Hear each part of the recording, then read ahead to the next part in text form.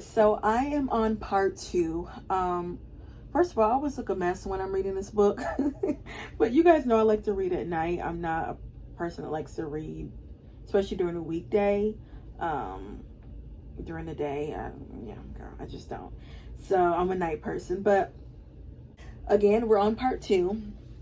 And I've come to the realization Anna is just bored with her life. Her life is so laborious. Her husband's very structured. He seems very not cold, but by the book. You know what I mean? He has a certain time where he eats, sleeps, he's very structured.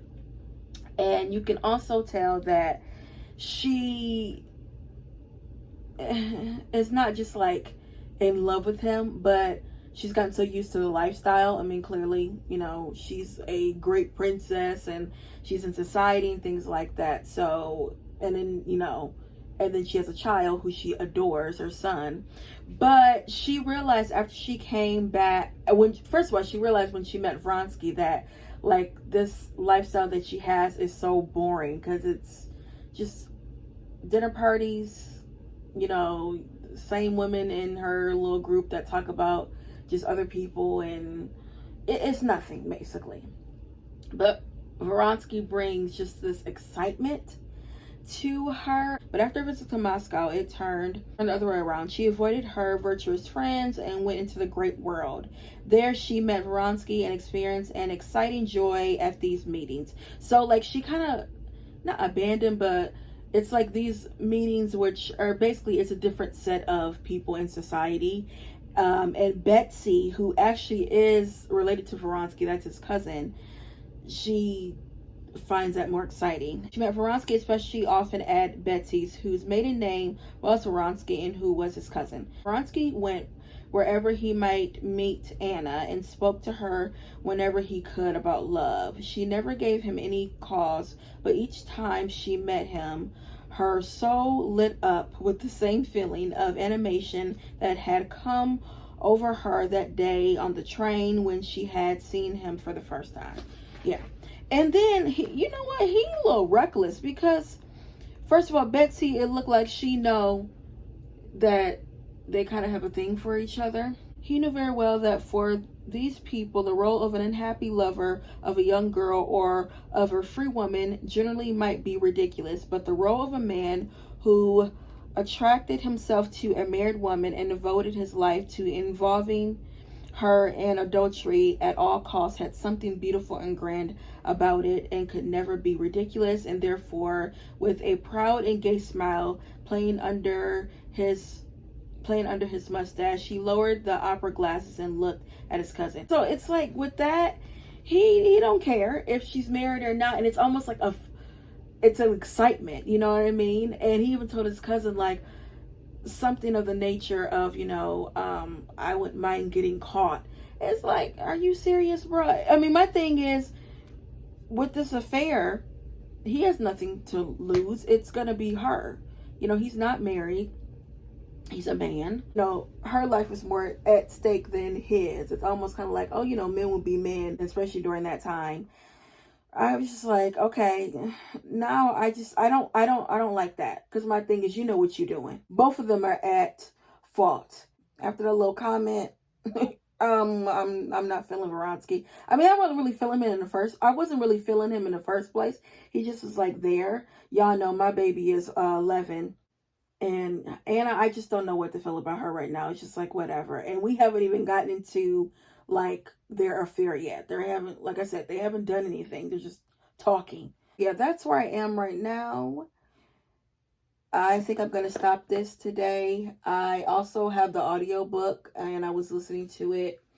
Because what I am doing is like while I'm driving into work, I'm going to listen to it. And then I might listen to it tomorrow at work. It depends. But what I'm going to do is, because y'all know I want to highlight and tab this, I can just go back and, take my notes and do what I have to do. Because, yeah, I'm on page 128. So I got a good amount to go. But y'all know how much I love this book, as y'all saw from from me reading part one. You guys, I was at a good part. I just left the dealership. I was waiting for my car to get serviced. Look, I'm real ratchet. I got pin curls in and whatever, okay? I'm right near the races. What do you call that? Polo match or whatever. Lord. I just pause it because I don't have my physical book. I'm, also reading on audio. So once I get back home, I'm gonna, tab that section. But girl, it's gotten even more juicy. And I come to the conclusion where Anna's just not doing anything for me. Anna's not doing anything for me still. She probably will never do anything for me. And you already know, I know the outcome of what's gonna happen. So yeah.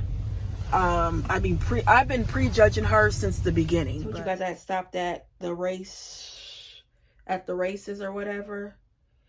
I finally got to where they have, been intimate. The way they describe like intimate scenes back in these days is like extremely mild, okay? Because today they just say the real thing. But it says, Vronsky's life replaced all former desires that which for Anna had been impossible, horrible, but all of the more enchanted dreams of happiness.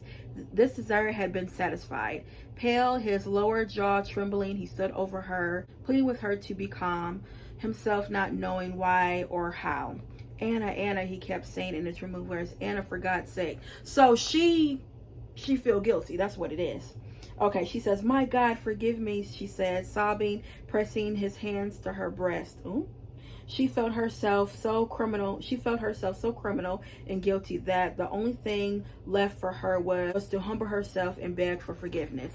Then she gets like upset because he says, how can I not remember what is my very life for one moment of his happiness? What happiness, she said with horror, and her horror involuntarily committed itself to him. For God's sake, not a word more. She quickly stood up and moved away from him. Not a word more, she repeated, with an expression of cold despair on her face, which he found strange. She left him. So yeah, you know how in them scenes where when you got a woman or a man cheating on each other and they realize after the fact, oh Lord, what did I just do? I ain't just cheated on my husband or wife. And it's like anything you say to them, they just get upset. That's what happened. She realized, oh my goodness, the quick moment of passion, them couple of minutes, and when she went back to reality, it was like, what have I just done? And then this line got me. It says, everything is finished, she said. I have nothing but you. Remember that. And that's it for now. And then we go back to Levan. You guys remember Levan he's the one that is like inspired by or close to Tolstoy. And he has come back and, he's really distraught when it comes to Kitty because Kitty's the one that basically dismissed him and was like, I don't want to marry you. But really she's like in love with him, and now all of a sudden she's sick as a dog and they saying like she might not make it and all that. And he's clearly, he's still in love with her. He really wishes he can be with her. But this line got me. He said, on the way home, Levan asked for all the details of Kitty's illness. And though he would have been ashamed to admit it, what he learned was pleasing to him. Pleasing because there was still some hope, and all the more pleasing because she who had made him suffer so much was suffering herself. Like, Lord, that was kind of harsh, okay? But also, too, when they start talking about Vronsky, he's like, I don't want to talk. He gets so defensive. He can't stand him because he knows that clearly Kitty, if Vronsky would have been like, Kitty, marry me, she'd have been like, yes, gladly.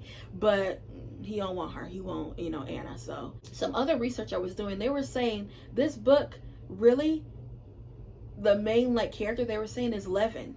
They were like, although it's named Anna Karenina and, that relationship, but he's like the main force. He's the one that, tells the story, is like the main person. So I thought that was interesting about me reading it. I'm like, they do always go back to him. We have a little bit of Anna and it's like you go back to Levan. And I know something crazy gonna go on at this race because I just remember seeing the movie And I think Anna like calls out his name.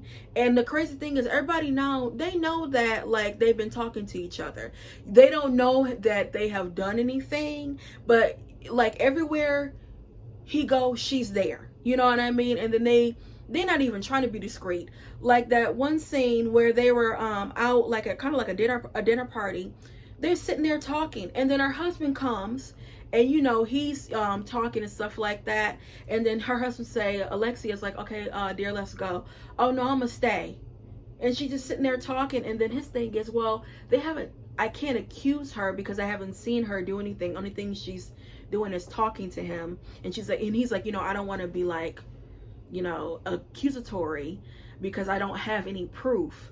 But it was like, girl, I mean, that's no way to carry on an affair. You got to be extremely discreet. If I was her, if you know Varansky, we in a room together or whatever, a party, you know, I'll, how you doing? But no one would know that I know him like that.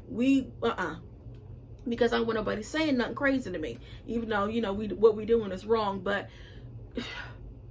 they don't know how to carry on an affair. That's what I came to the conclusion, because this book is really good. Okay, you guys, so it's going to be my last update for part 2 of reading Anna Karenina. I took a month-long break because I didn't want to read this in February. I just wanted to focus on like some other literature that I want to kind of knock out. And you guys know this is a massive book, so I am taking my time with it. But you guys know I'm doing it, you know, section by section.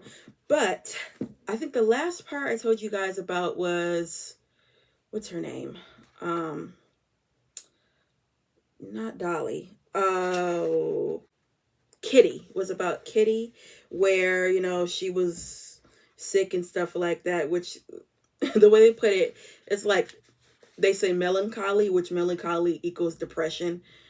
Yeah. So we know she now is getting out of that. But I wanted to read you guys the part when Alexia finds out about Anna and Varansky. So you guys know the famous part of when they're on like the race tracks or whatever, and he ends up getting like hurt, and it looks like he is gonna like die, but he doesn't. And the one that has the crazy reaction is of course Anna, and people looking at her like, why in the world you reacting like that? Look, you got a man.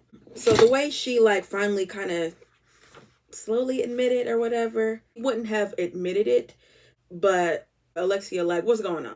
What do you find improper? She repeated. The desire you were unable to conceal when one of the riders fell. He waited for her to protest, but she was silent, looking straight ahead of her. Then it skips to, this is the part where she's about to tell him. It says, perhaps I am mistaken, he said. In this case, I beg your pardon. No, you are not mistaken, she said slowly, looking desperately into his cold face. You are not mistaken. I was and could not help being in despair. I listen to you and think about him. I love him. I am his mistress. I cannot stand you. I am afraid of you. I hate you. Do what you like with me. Girl. Then, towards the end it says, my goodness, what light. I'm frightened, but I love seeing his face and love this fantastic light. My husband, oh yes, well thank God it's all over. It's all over with him. And I put my note, she's like relieved. So after she admitted what happened, he kind of like left. And it looks like he needs to just kind of clear his mind and kind of digest what just was revealed to him. Like she literally was like, I don't care about you. I don't like you. I hate you. I'm scared of you. Yes, I'm his mistress. Da da da da da.